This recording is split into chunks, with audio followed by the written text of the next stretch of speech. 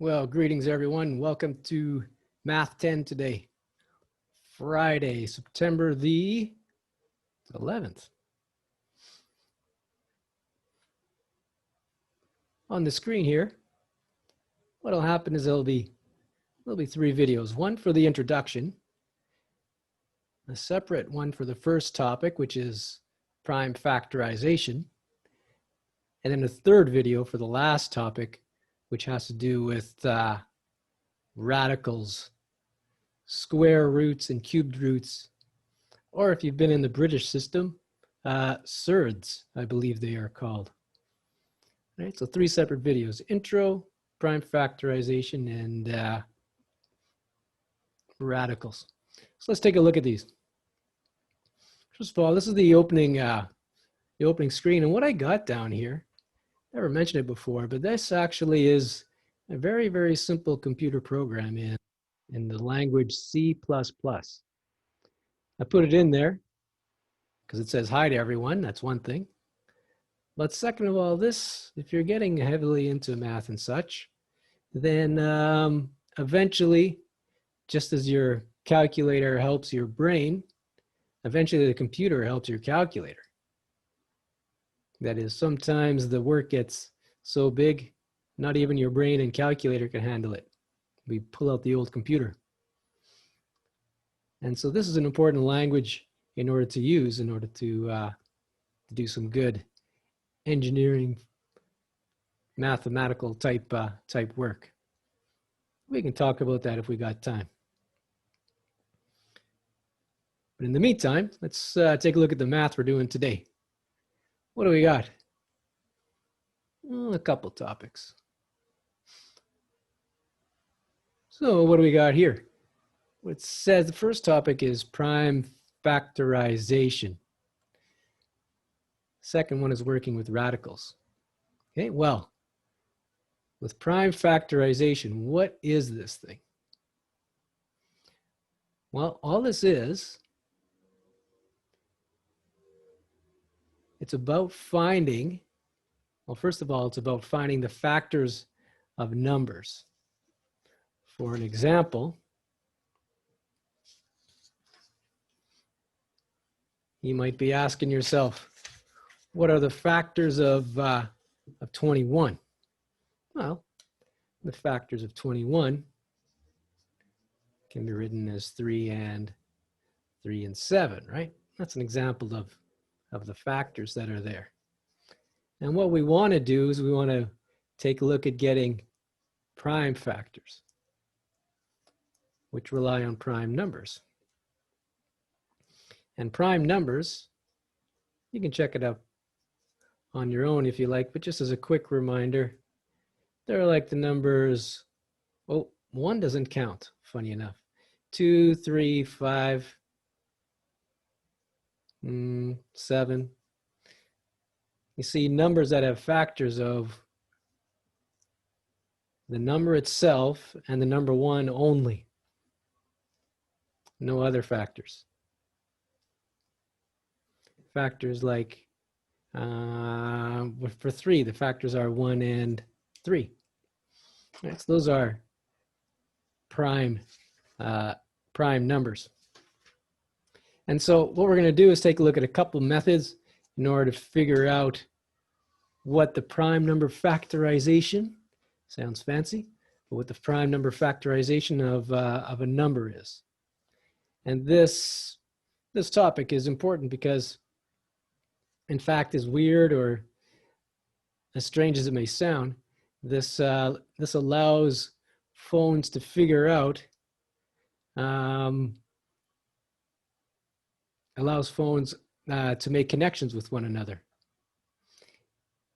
In fact, finding the right factor is kind of like a password. And once the password is figured out, then as you can see in the screen or in the picture, the two brains can connect to one another. If the wrong number is given, then there is no connection.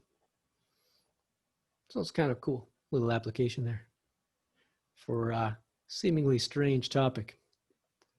The second topic we're looking at is with working with radicals.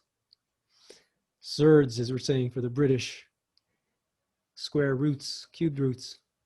The reason for this, I think you know, you can, if you have the fraction 1/3, you can write it as a decimal and then round it off like 0.3 or 0.33 like that.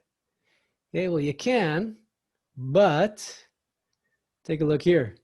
If you start multiplying with that thing and squaring it and using that number all over and over again, eventually you're going to get something called a rounding error, that the answer you get is just not precise enough, right? And then what happens?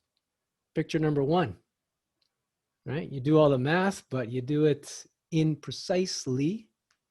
You do it with a lack of precision. And then when you get the bridge being built, which in fact is exactly like this, it starts on one side, starts on the other, they have to meet in the middle.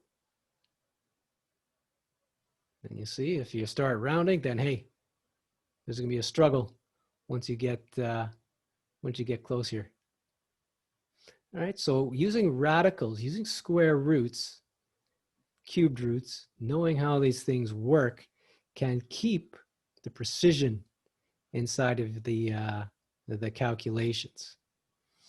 Okay, so it's and what we're going to do is take a look at how to work with those types of numbers, how to add them, subtract them, and how, this is special for them, how to make something called a mixed radical.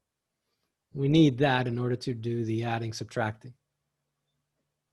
All right, so those are the two bits we're going to look at today. This is the homework for you and the later work. What happens in teams, put a number of worksheets related to these topics.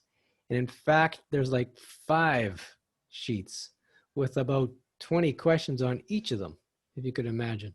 So it's like 100 questions. First day of homework, that's what you get. So here's how it's going to work. What I'd like for you is to definitely get them started. I think you'll find that some of the questions are fairly easy. Find the factors of 21, right? Find the factors of 144. So those might seem like a lot of questions, but it can go pretty quick.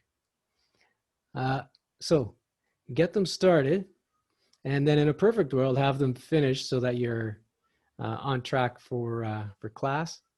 But if you find that it's overwhelming and such, then let me know and we can work around it. For handing in your work, which you have to do always, again, the single multi-page PDF, okay, sent to the email in an Outlook.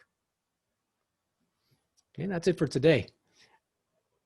What I'm going to try and do is to also show you what's coming up and link some videos so that you can take a look ahead of time. Sit there with your favorite bowl of fruit or bowl of popcorn, right? Just watch what's going on. That's enough to start with, right? Watch these before class, and then we can get to class, do some good work, you know, possibly answer any questions you might have from these videos, or definitely deal with the work that's given in class. Okay, so that's it. So now let's continue on to the first section, the first little bit of math we're going to do, and that is called the prime factor, the topic of prime factorization. See you shortly.